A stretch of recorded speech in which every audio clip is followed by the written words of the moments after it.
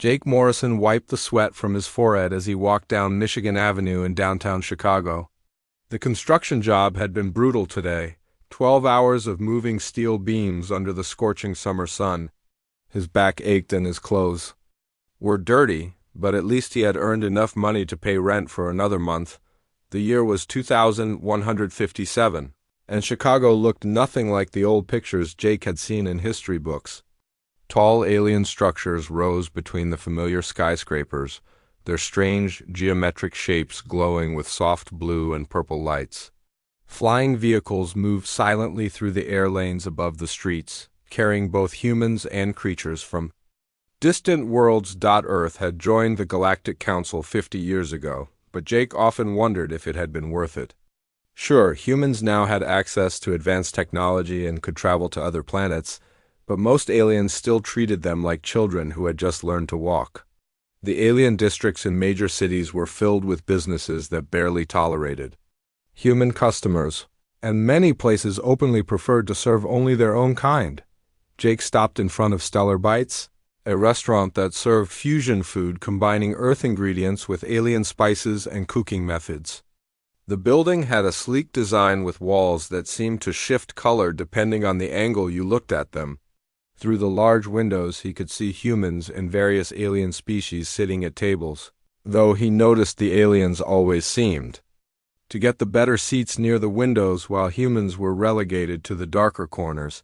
The smell of grilled meat and exotic spices made his stomach growl. Jake had been coming to this place for months, not because the service was particularly good, but because it was one of the few restaurants in the area he could afford. The owner, a tall creature called Zektar from the planet Vorthek, ran the place with an iron fist and made no secret of his dislike for human customers. Zektar stood nearly 8 feet tall with grayish-blue skin that had a metallic sheen. His eyes were large and completely black, and when he spoke, his voice had a deep, rumbling quality that made the air vibrate. He wore expensive clothes that marked him as successful by both human and alien standards, and he carried himself with the arrogance of someone who believed he was superior to everyone around him. Jake pushed open the door and stepped inside. The restaurant was busy tonight, filled with the usual mix of office workers from the nearby corporate buildings and aliens who worked in the diplomatic quarter. The lighting was dim and atmospheric, with soft music playing that sounded like wind chimes mixed with electronic beats. He found an empty table in the back corner, the same spot where he usually sat. A human waitress named Amy came over with a tired smile. She had been working here for 2 years and had told Jake many stories about how Zektar treated the human staff. The pay was decent by Earth standards, but the constant insults and demands from their alien boss made every shift feel like a battle. "The usual tonight, Jake?" Amy asked, pulling out her electronic notepad. "Yeah, just the basic protein plate and water," Jake replied. He wanted to order something better, but construction work didn't pay enough for expensive meals. As Amy walked away to place his order, Jake noticed Zektar standing near the kitchen, talking to another alien customer. The restaurant owner's black eyes kept darting toward Jake's table, and his expression grew more annoyed with each glance.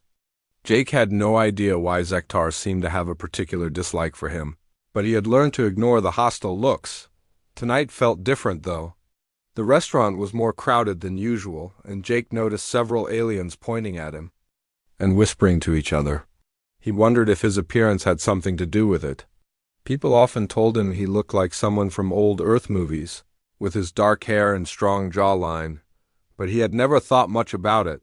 Zektar suddenly slammed his hand on the counter, making several nearby customers jump. The alien's voice boomed across the restaurant as he spoke in his native language to his staff. Jake couldn't understand the words, but the tone was clearly angry. Other conversations in the restaurant began to quiet down as more people turned to see what was happening. The tall alien strode across the restaurant toward Jake's table, his heavy footsteps making the floor vibrate slightly. His black eyes were fixed on Jake with unmistakable hatred, and his metallic skin seemed to shimmer with agitation. Several human customers looked nervous, while the aliens watched with what appeared to be amusement. "You," Zektar said, his deep voice carrying easily across the now silent restaurant. Human, you think you can sit in my establishment like you own the place? Jake looked up in confusion. I'm just waiting for my food. I ordered the same thing I always do. Always do. Zektar's voice got louder. You think because you come here regularly that makes you welcome? You think because you pay the minimum price for the cheapest food on my menu that you deserve respect? The alien leaned down, bringing his face closer to Jake's. Let me tell you something, primitive ape. This is a civilized establishment. We serve beings who have contributed something meaningful to the galaxy. We don't serve construction workers who smell like sweat and think they deserve to eat with their betters. Jake felt his face turn red with embarrassment and anger. Every person in the restaurant was staring at him now, and he could hear some of the aliens making sounds that might have been laughter. The human customers looked uncomfortable, but none of them spoke up. I have money to pay for my food, Jake said quietly, trying to keep his voice steady. I'm not causing any trouble.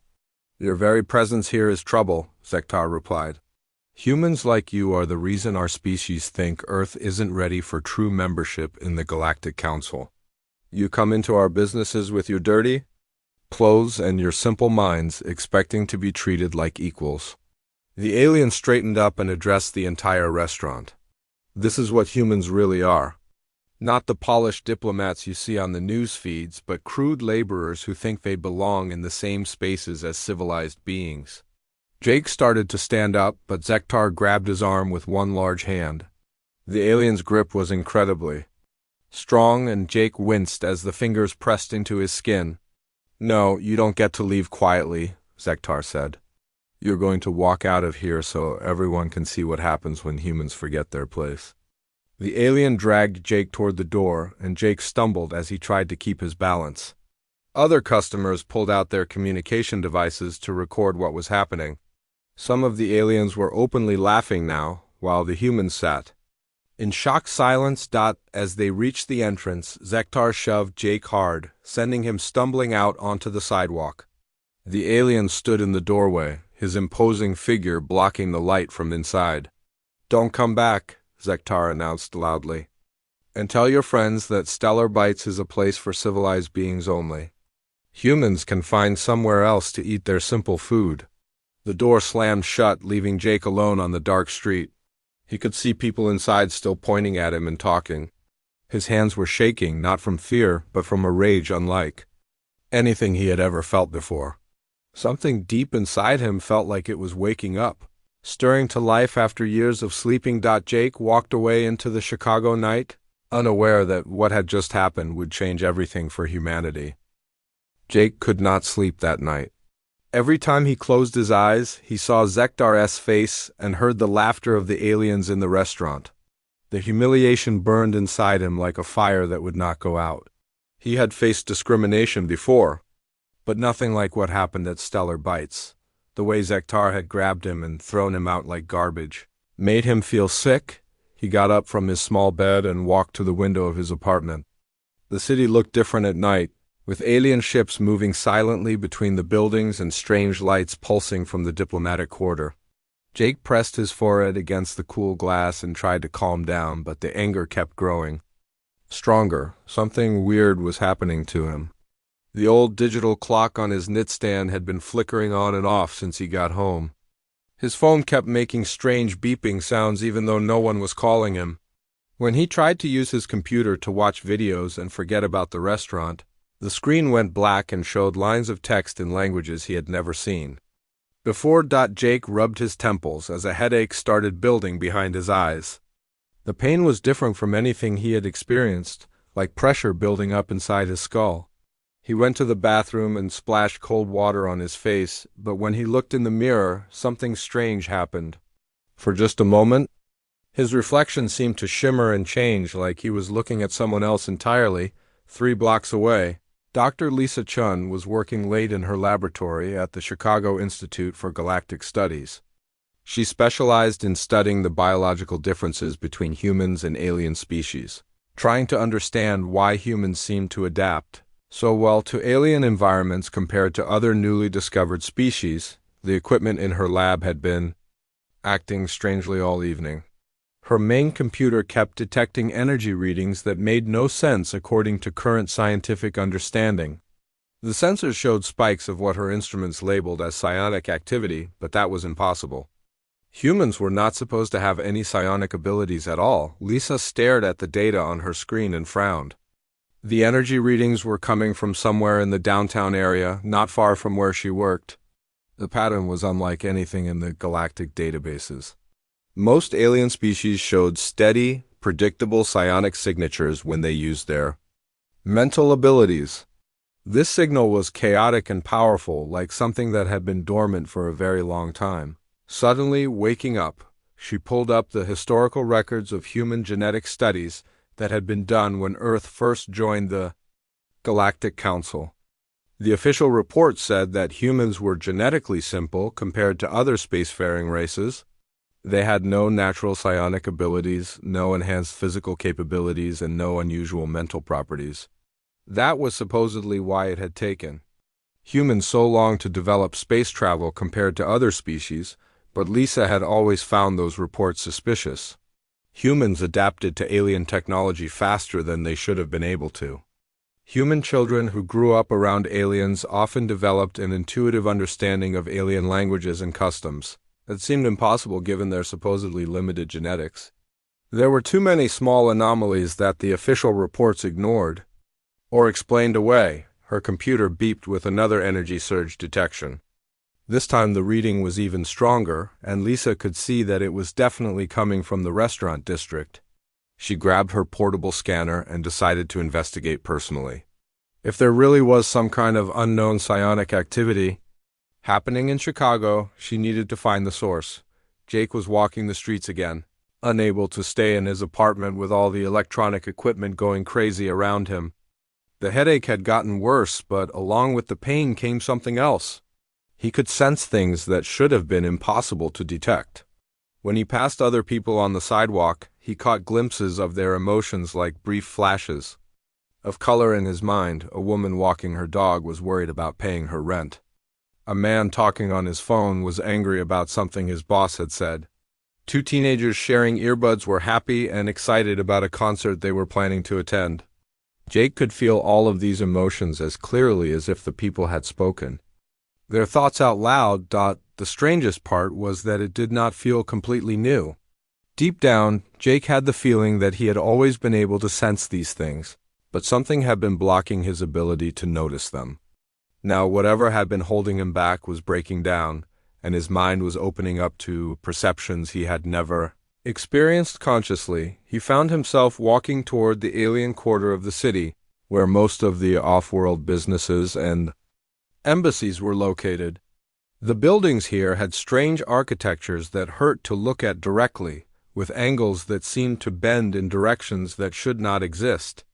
Normally Jake avoided this area because it made him uncomfortable, but tonight he felt drawn to it. As he got closer to the diplomatic buildings, Jake began picking up emotions from the alien residents as well. This should have been impossible according to everything humans knew about alien psychology, but Jake could sense their feelings just as clearly as those of humans. Many of the aliens were afraid of something, though Jake could not tell what was scaring them. Lisa was getting closer to the source of the energy readings when she saw a human man walking slowly down the street ahead of her. Her scanner was going crazy, showing psionic activity levels that were off the charts. All of the readings seemed to be centered on the man, who appeared to be completely unaware of what was happening around him. She followed him at a distance, taking measurements and recording data. The man looked familiar, and after a few minutes, Lisa realized she had seen his picture in the news feeds earlier that evening. Someone had posted a video of an incident at a restaurant where an alien manager had thrown a human customer out onto the street. The video had been shared thousands of times, with most aliens commenting about how humans needed to learn their proper place in society. The man stopped walking and turned around, looking directly at Lisa even though she had been careful to stay hidden. His eyes met hers across the distance, and Lisa felt a strange, tingling sensation in her mind, like someone was gently touching her thoughts. "You have been following me," the man said, though his voice seemed to come from inside her head rather then through her ears. You want to know what is happening to me? Lisa stared in shock. Direct mental communication was a high-level psionic ability that only the most advanced alien species could perform. Humans were not supposed to be capable of anything like this. My name is Jake Morrison, the man continued, his mental voice clear and calm.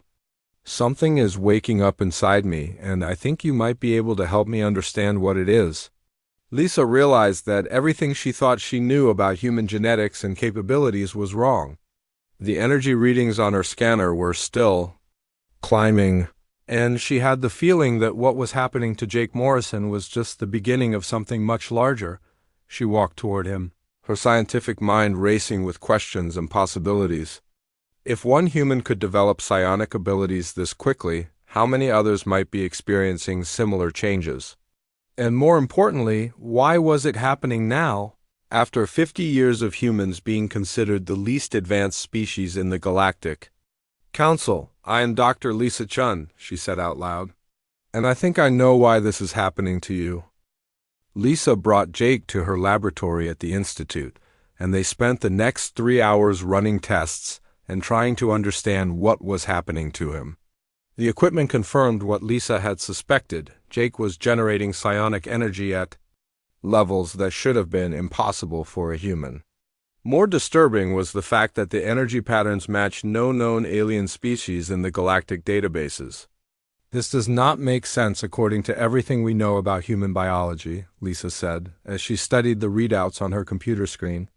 Your brain is showing activity in regions that are supposed to be dormant in humans. It is like parts of your mind that have been sleeping your whole life are suddenly waking up. Jake sat on the examination table, feeling exhausted from all the tests. The headache had gotten worse, but along with the pain came new sensations that he could not describe. He could hear conversations happening in other parts of the building, even though the walls should have blocked all sound. When he concentrated, he could sense the emotions of people working late in offices several floors away. There has to be some explanation, Jake said. People do not just develop alien abilities overnight.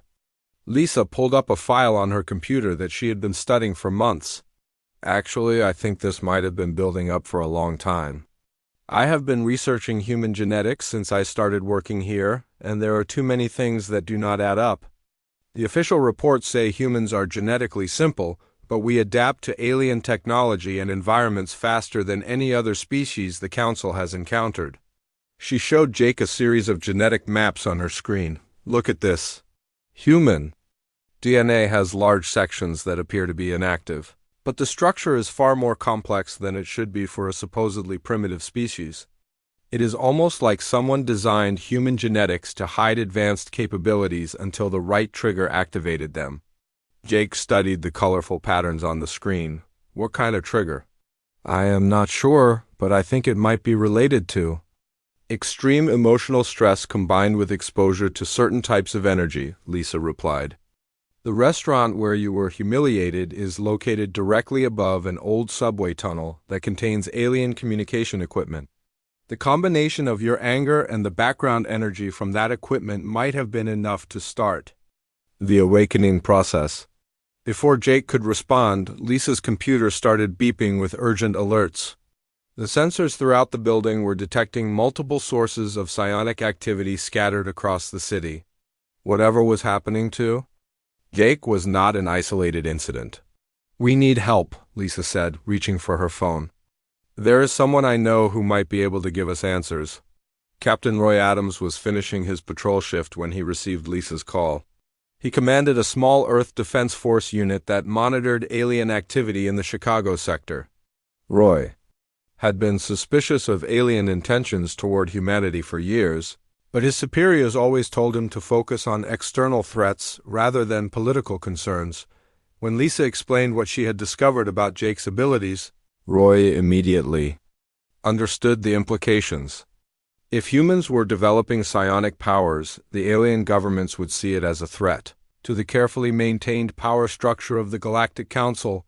Roy arrived at the Institute within an hour, bringing with him a portable scanner that could detect energy signatures across a much wider area than Lisa's equipment. The readings confirmed their worst fears. Psionic activity was spiking throughout Chicago and showing up in reports from other major cities around the world. "This is bigger than just you," Roy told Jake. "If my readings are correct, there are hundreds of humans experiencing similar awakenings. The question is whether this is a natural evolution or something that was planned." Lisa had been thinking about the same possibility. "I want to show you both something I discovered in the restricted archives," she said, leading them to a secure computer terminal in the back of her lab. Using her security clearance, Lisa accessed files that were classified above normal research levels. The documents she pulled up were dated from the early days of human contact with the Galactic Council, and they contained information that had never been made public. According to these records, when the alien survey teams first found Earth, they detected genetic markers in the human population that matched an ancient spacefaring race called the predecessors, Lisa explained. The predecessors supposedly ruled a vast empire millions of years ago before they disappeared from the galaxy. Jake leaned forward to read the files. What happened to them? "Nobody knows for certain, but the theories suggest they evolved beyond the need for physical bodies and transcended to a higher level of existence," Lisa said. "The important thing is that the alien governments knew about the connection between humans and the predecessors from the very beginning." Roy studied the documents with growing anger. "So they have been lying to us for 50 years. They knew humans had advanced genetic potential, but they kept us thinking we were the least developed species in the council." "It gets worse," Lisa continued, pulling up more files. "There are references to deliberate suppression protocols designed to keep human abilities dormant. The aliens have been using subliminal programming in their media broadcasts and adding chemical suppressants to the food and water supplies in major human cities." Jake felt his anger building again, and as his emotions intensified, the lights in the laboratory began to flicker. "They have been drugging us to keep us weak?" "Not just weak," Lisa said. "They have been preventing us from accessing our true genetic heritage. Humans are not just descendants of the predecessors. We might be the direct continuation of their evolutionary line." Roy's communicator started buzzing with emergency signals from his unit. He answered the call, and his expression grew grim as he listened to the report. "We have a problem," Roy said after ending the call. "Galactic Council security forces are mobilizing around Earth. My contacts in the orbital stations are reporting increased alien military activity, and there are rumors that the Council is preparing to implement emergency containment protocols." Lisa understood what that meant. They know about the awakenings. If they think humans are becoming a threat, they will try to stop the process before it spreads further. Jake stood up from the examination table, and as he did, every piece of electronic equipment in the room responded to his presence. Screens brightened, computers processed data faster, and communication devices started picking up signals from across the galaxy. "I can feel others like me," Jake said, his voice carrying a new strength and confidence. "There are humans on other worlds who are experiencing the same changes. We are not alone in this." Roy checked his weapon and started making plans. "If the aliens are planning to move against awakened humans, we need to organize some kind of resistance. My unit is small, but we have access to weapons and communication equipment that could help coordinate with other human forces." Lisa was already downloading all the classified files onto portable storage devices. "We need to get this information to other scientists and military commanders. If humans are really the descendants of the predecessors, there might be ancient technology hidden on Earth that could help us defend ourselves." As they prepared to leave the laboratory, Jake felt something calling to him from deep beneath the city. It was like a voice he had known his whole life but had never been able to hear clearly. Now that his abilities were awakening, he could sense that there were secrets buried under Chicago that were older than human civilization. "There's something down there," Jake said, pointing toward the floor. "Something that has been waiting for us to be ready to find it." Roy and Lisa looked at each other, both realizing that they were at the beginning of something that would change not just their lives, but the entire balance of power in the galaxy. The question was whether they could awaken enough humans and find the hidden predecessor technology before the Galactic Council moved to stop them permanently. The underground tunnels beneath Chicago were darker and more complex than Jake had expected. Roy led the way with a military flashlight while Lisa carried her scanning equipment, and Jake tried to follow the strange pulling sensation that had been growing stronger since they left the laboratory. The old subway tunnels had been abandoned for decades, but now they served as the perfect hiding place for their resistance activities. Word of the human awakenings had spread faster than anyone anticipated. Roy's communication network was buzzing with reports from Earth Defense Force units around the planet. Humans in New York, London, Tokyo, and dozens of other cities were experiencing the same genetic activation that had happened to Jake. The alien governments were responding with increasing panic and aggression. My contacts in orbit are reporting that Councillor Exmore has declared a state of emergency, Roy said as they walked deeper into the tunnel system. The hegemony faction is pushing for immediate military intervention to contain what they are calling the human mutation crisis. Lisa checked her scanner readings and shook her head in amazement. The energy signatures down here are incredible. It is like there is a massive power source somewhere beneath the city that has been dormant for thousands of years. Jake could feel it too, a thrumming sensation that seemed to resonate with something deep in his genetic memory. The further they went into the tunnels, the more his abilities seemed to expand. He could now sense the locations of other awakened humans throughout the city, their minds glowing like bright stars in his enhanced perception. They were not the only ones in the tunnels. Other humans had been drawn to the underground areas by the same instincts that guided Jake. Small groups of people with newly awakened abilities were gathering in the abandoned stations, sharing stories of their experiences and trying to understand what was happening to them. "Look at this," Lisa said, stopping in front of a section of tunnel wall that looked different from the rest. The concrete appeared to be newer, but her scanner was detecting massive energy readings from behind it. "There is definitely something artificial back there, and it is not human construction." Roy examined the wall more carefully and found hidden seams that suggested a concealed entrance. "This was built to hide something important. We need to find a way to open it." Jake approached the wall and placed his hand against the smooth surface. The moment his skin made contact, the entire section began to glow with soft blue light. Lines of energy spread out from his touch point, forming patterns that looked like a combination of circuit boards and living tissue. The wall dissolved away like mist, revealing a vast chamber beyond that stretched far beyond the reach of their flashlights.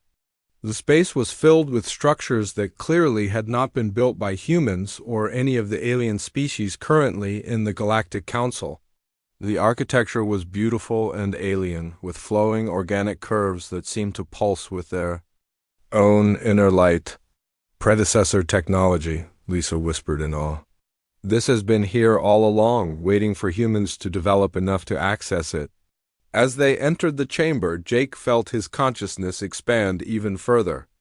The ancient machines around them were responding to his presence, awakening from their long sleep and offering him knowledge that had been preserved for millions of years. He could see the history of his species laid out in his mind like a vast library of memories. The predecessors had not disappeared from the galaxy. They had evolved beyond physical form, but before transcending, they had planted the seeds of their continuation in the genetic code of early humans on Earth. The plan had been for humanity to develop naturally until they were ready to inherit the responsibilities and abilities of their ancient ancestors, but the current alien civilizations had discovered Earth too early in the process. Fearing that awakened humans would surpass them, the alien governments had implemented a careful program of suppression and control. They kept humans believing they were primitive while secretly working to prevent the genetic activation that would reveal their true nature. "Jake, you need to see this," Roy called from across the chamber. He had found what appeared to be a command center, with displays showing real-time information about human populations across the galaxy. Jake joined him at the control station, and the moment he touched the interface, streams of data flowed directly into his mind. He could see awakened humans on dozens of worlds, their abilities growing stronger by the hour despite the aliens' attempts to suppress them. More importantly, he could communicate with them directly through the predecessor network. There are resistance cells forming on every human colony, Jake said, his voice carrying new authority and confidence. The awakening is happening faster than the aliens can contain it, but they are preparing a massive military response. Lisa had found another section of the facility that contained what looked like weapons and defensive systems. The technology was far beyond anything currently known to galactic civilization. Sleek and organic-looking devices that seemed to respond to mental commands rather than physical controls. These are not just weapons, she realized as she studied the equipment. They are tools for consciousness manipulation and reality alteration. The predecessors did not just have advanced technology, they had learned to directly influence the fabric of space and time through focused mental energy. Above ground, the situation was deteriorating rapidly. Zektar, the restaurant manager, was in his office, frantically trying to contact his government handlers as reports poured in about human uprising activities throughout the city. He had been working as an intelligence agent for the hegemony faction, using his restaurant to monitor human behavior and report on any signs of unusual activity. The incident with Jake Morrison had been meant as a simple demonstration of alien superiority, but Zektar now realized he had triggered the very thing his superiors feared most. The energy readings from that night had marked the beginning of a cascade of awakenings that was spreading across the planet. The containment protocols have failed, he reported to his commander through an encrypted communication device. The humans are accessing predecessor facilities and learning to use advanced technologies. We need immediate military intervention. The response was swift and terrifying. Galactic Council warships began moving into position around Earth's orbital space, while ground forces prepared to implement martial law in major human cities. The official story would be that Earth was facing a biological contamination crisis that required emergency quarantine measures back in the underground facility. Jake was learning to interface with the predecessor communication network. Through the ancient systems, he could coordinate with awakened humans across the galaxy and share knowledge about their true capabilities. The resistance was growing stronger with each passing hour. "They are coming," Jake announced as he received updates from orbital monitoring stations. "The alien fleets will be in position within 6 hours. We need to prepare for war." Roy was already organizing the human resistance fighters who had gathered in the tunnels, distributing the advanced weapons they had found in the predecessor facility. The technology was intuitive to use for humans with awakened abilities, responding to mental commands and adapting to each user's specific talents. Lisa had made another crucial discovery in the facility's data archives. The predecessors left detailed instructions for consciousness evolution, she said excitedly. If we can follow their procedures, we can accelerate the awakening process and help more humans access their full potential before the aliens can. Stop us. Jake felt the weight of leadership settling on his shoulders as he realized that the fate of humanity now rested on their ability to unlock their ancient heritage fast enough to defend themselves. The restaurant incident that had started with simple humiliation was now becoming the spark that would either free humanity or lead to their complete subjugation. The final confrontation was coming, and Jake knew that everything would depend on whether humans could remember who they really were before it was too late. The alien fleet arrived at dawn, their massive warships blocking out the morning sun as they took positions above Chicago and every other major human city on Earth.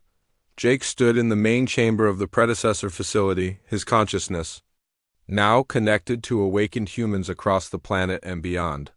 Through the ancient network, he could feel the fear and determination of his people as they prepared to face an enemy that had oppressed them for 50 years. Roy had transformed the underground tunnels into a command center for the human resistance.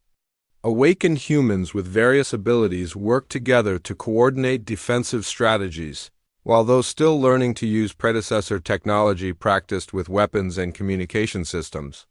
The change in human capability over just a few hours had been remarkable. The orbital bombardment will begin in 30 minutes, Roy reported, receiving updates from the few human officers still loyal to Earth rather than the Galactic Council. They are targeting the major cities first, planning to eliminate the largest concentrations of awakened humans before moving to the colonies. Lisa had been working frantically to understand the consciousness acceleration procedures left by the predecessors. "I think I have figured out how to trigger mass awakenings," she said, her hands flying over the organic control interfaces. "The facility has transmitters that can broadcast the activation frequency across the entire planet, but it will require enormous amounts of energy." Jake nodded, feeling the weight of the decision.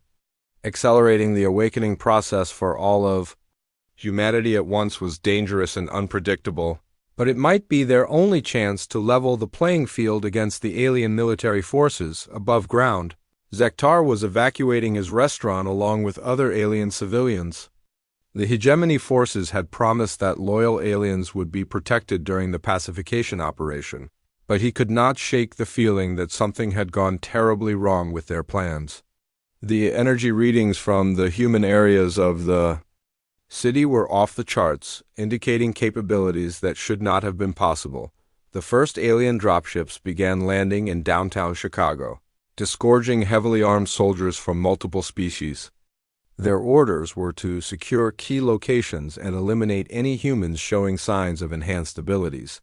What they found instead was organized resistance using technology that their own scientists could not identify or counter. Jake emerged from the underground facility leading a group of awakened humans armed with predecessor weapons.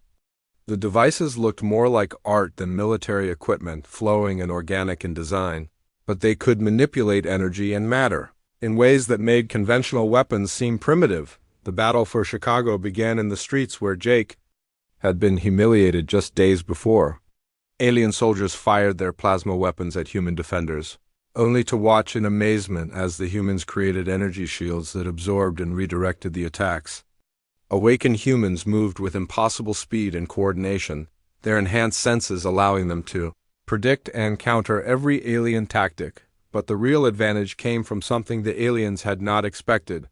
As the battle intensified, more and more ordinary humans throughout the city began experiencing spontaneous awakenings, triggered by the stress and energy of the conflict. The careful suppression systems that had kept human abilities dormant for decades were breaking down under the pressure of the moment. In the predecessor facility, Lisa activated the consciousness acceleration transmitters. Waves of energy pulsed out from the underground chamber, spreading across Chicago and then rippling outward to cover the entire planet. Every human on Earth suddenly felt something deep inside them stirring to life, genetic locks that had been in place for generations. Finally opening. Jake could feel the change happening on a global scale. Through the predecessor network, he sensed millions of human minds suddenly expanding as they gained access to abilities they had never known they possessed. The awakening was not limited to Earth either. The transmission was reaching human colonies throughout the galaxy, triggering the same evolutionary leap wherever humans lived. The effect on the battle was immediate and dramatic. Human civilians who had been hiding in buildings emerged with newfound confidence and power. Construction workers like Jake found they could manipulate metal and stone with their thoughts. Office workers discovered they could interface directly with computer systems and alien technology.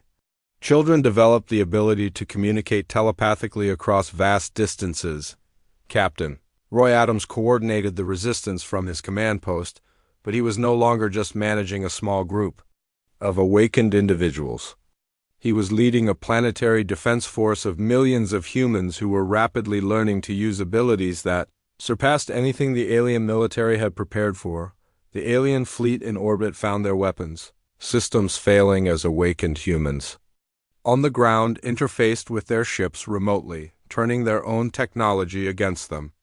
Soldiers on the surface discovered that human defenders could predict their movements, disrupt their communications, and neutralize their weapons without even being in direct contact. Counselor Thexmore, watching the operation from his flagship, realized that the hegemony's worst fears were coming true. The humans were not just developing individual psionic abilities. They were evolving into something that could challenge the established order of galactic civilization. The careful balance of power that had kept the alien species in control for millennia was collapsing. Jake found himself face to face with Zektar outside the ruins of Stellar Bites restaurant. The alien manager who had humiliated him was now cowering behind an overturned vehicle, his arrogance replaced by genuine fear. But instead of seeking revenge, Jake felt only sadness for the waste of the past 50 years. "You were wrong about humans," Jake said, his voice carrying the authority of someone who had discovered his true heritage. "We were never primitive. We were just sleeping, waiting for the right moment to remember who we really are." Zektar looked up at Jake with his large black eyes, and for the first time in their encounters, he saw the truth. Humans were not the simple construction workers and office clerks he had dismissed. They were the inheritors of the greatest civilization the galaxy had ever known, and their awakening changed everything. The battle ended not with human victory over alien forces, but with a transformation of understanding that spread throughout the galaxy. As more humans awakened to their true potential, they shared their consciousness and knowledge with other species, showing them a different way of existing together. The Galactic Council was reformed with humans as equal partners rather than junior members. The systematic oppression ended as alien civilizations realized that cooperation with awakened humanity offered benefits far greater than maintaining control through suppression. Earth became a center of learning and growth where beings from across the galaxy came to study consciousness, evolution, and peaceful coexistence. Zektar eventually became one of Jake's closest allies, using his restaurant as a meeting place where humans and aliens worked together to build a better future.